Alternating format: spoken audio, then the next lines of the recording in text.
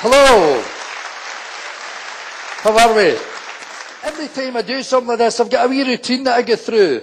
And what I normally do is, I go in the shower, and I come out the shower, and I'm standing there, and I'm drying myself in front of the mirror. And my wife's lying on top of the bed, and she's looking at me. And I'm looking at myself in the mirror, and I say, look at that, my hair's getting thin, my eyes are baggy, my belly's hanging around my waist. I says, pay me a compliment, darling. She says, your eyesight's fucking spot on.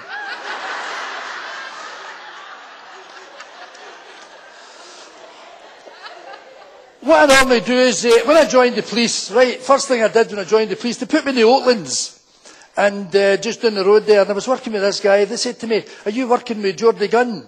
And I says, aye. He says, Geordie Bang Bang. He's off his head. I says, you're kidding me on? They went, no, he's a nutcase. Apparently he's a fruitcake. He's at the end of his service, and he's just sort of gone there, he's away.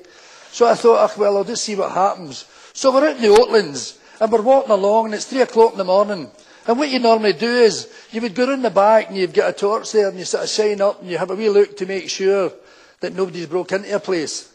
And he would be doing the fronts. And then we would do it alternatively. So I'm round the back and I'm just checking this place, right, it's fine. And as I start to walk through at the front of the close, I can hear something. So I stopped, switched off my torch and I look outside. And here's I call him Rambo. Here he's standing like that against the building. So I thought, oh, he must have heard something, so I could get my first jail here.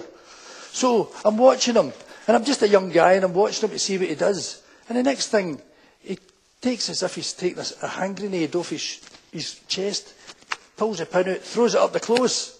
A couple of seconds later, it goes bang! And then he jumps in front of the close and he starts to shoot. Bang, bang, bang, bang, bang, bang, and shooting away like mad. And I'm watching him, and I'm terrified, because I think if I go too close, he's going to shoot me.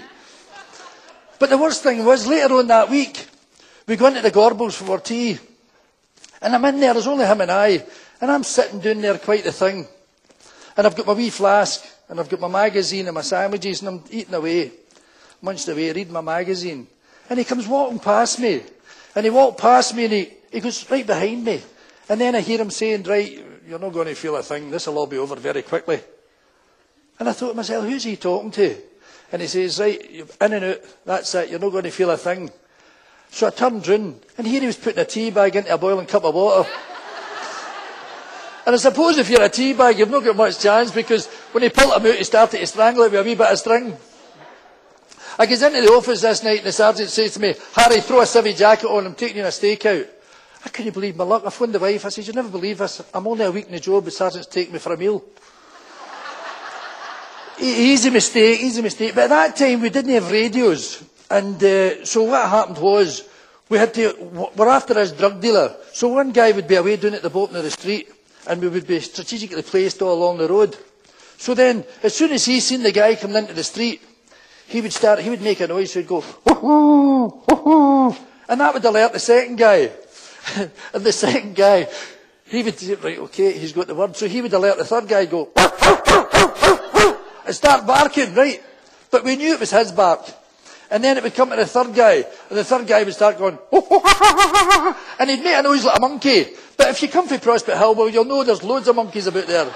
So it was new to place. And then it came to me. So I couldn't do all these fancy things. I just put my fingers up to my mouth and went, he's coming! Unfortunately, I alerted every Ned in a 3-mile radius. So by the time we got down and we hit this guy's house, him and his wife and Wayne's are out the back door, into a fast black. They're all sitting in Glasgow Airport, departure lounge, going to Ibiza to start a new life. So that was it. I wasn't allowed to do that again. And I went to a call this night, and it was down in Govan, me and this guy, we got a call to go to this call. It was a disturbance, and it was a guy and his girlfriend fighting, and she's got 4 Waynes under the age of 5. So we go there, but by the time we get there, the guy, he's away. So the girl says, right, come inside, come in, don't let my neighbour see you, come in. So she takes us inside, and it's got a big long hallway. So while we're standing in there, he's taking a wee note, right, okay, hen, what's his name and that, taking a note of it all. And I'm just standing there, quite the thing. And then I feel something hitting my feet. So I look down like that, and it's a wee coloured ball. So I thought, oh, one of the kids must have rolled that to me. So I thought, okay, I'll demonstrate my old football skills. So I flicked it up a couple of times, and then I volleyed it right up the hallway. At which point the woman went, the Wayne's hamster! And poor wee Jinky had been running all the way to. But After a wee bit of whiskey, I was all right. I calmed down after that. I was fine. And then there was loads of, there was this big cop, right? He was what you call accelerated promotion. And he'd been a sergeant very early and knew he was becoming an inspector. And he came to the office and he's working in the same office as me. And I got a phone call. And it was this wee woman and she says, well, I'm needing assistance and that. And she wouldn't tell me what it was, put the phone down. So I says, right, I better go out to that. And he went, what is it? I says, it's a wee woman looking for assistance. I'll do it. I'll come with you. And he's a big chap, 6'2", a tall boy. No dressing table, tall boy. Right, he's 6'2", and he's got a brand new, what we used to say, just out the box. He had the hat on like a Dew's landing board. You know, he was really smart as anything. So we go round to the door, and he goes, I'll do it. So he chaps the door, and the wee woman says, who is it? And he went, it's the police, madam. She went, who? He went, it's the police. She says, how do I know you're the police? He says, well, I can assure you, madam, you just phoned for us, and I'm here. Ah, but how do I know? So he thinks for a minute, and then he goes, so he goes down on one knee, and he opens a letterbox. And he says to her, if you open the other side of your letterbox and look out, you'll see me. So she opens the other side of the letterbox, and she looks at him like that, and he starts to point to his hat and his braid. There. And she goes like that and lets it go, and she shouts, away you to hell, you're too wee to be a Polis.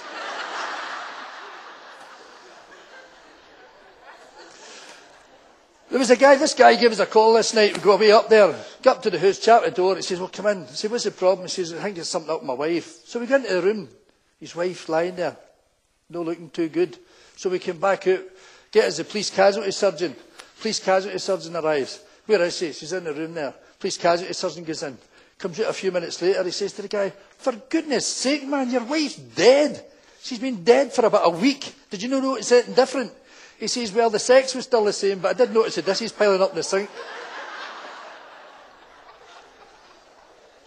I was actually out on patrol this time, and we were actually doing the summer holidays thing. And during the summer holidays, a lot of the schools get vandalised. So what they did was they said to us, so when you're out in the cars, take a wee run into the schools, make sure there's nobody there that shouldn't be there, there's no vandalising anything.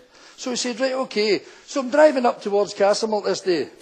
And as I'm going up, I see this guy, and he's standing in the school, and he's got this black cowboy hat on. And there's this girl, and she's outside. We're talking about the 70s here, right? And she's outside, she's got a wee boob tube thing on. And she's got a tan midriff, and then she's got a wee pair of hot pants. Quite fetching, by the way. And there's another guy there, and he's got his horn on her bum, and he's trying to lift her up, and this other guy's trying to help her over the fence. So I thought, right, I better go and have a wee word there and see what the score is.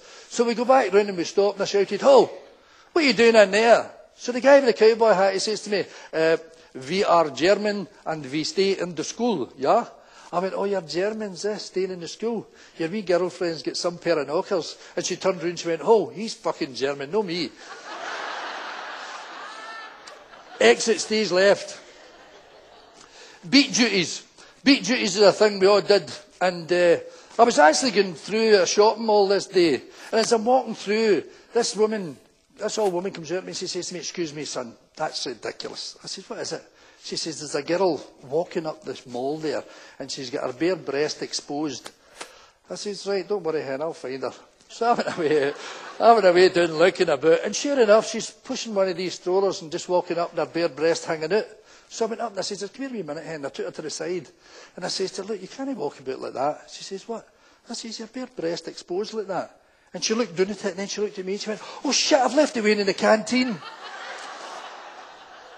And actually, my wife took it away into the doctor's the other day there, and she went in there, and the doctor took the weighing off her, and he gave him a wee examination, and they put him on the scales, and they weighed him, and they went like that. "This child's totally undernourished and underfed." He went, "Breastfed or bottle fed?" She went, "He's breastfed." He went, "Strip off to the waist." So she strips off to the waist, and he has a wee cup of feel and a wee knead, and he twigged. And he went, "No wonder that child's undernourished and underfed." He says, "You've absolutely no milk in there." She says, "I know, I'm his granny." But thanks very much, doctor. Thanks very much. I'll see you in the bar. Thank you.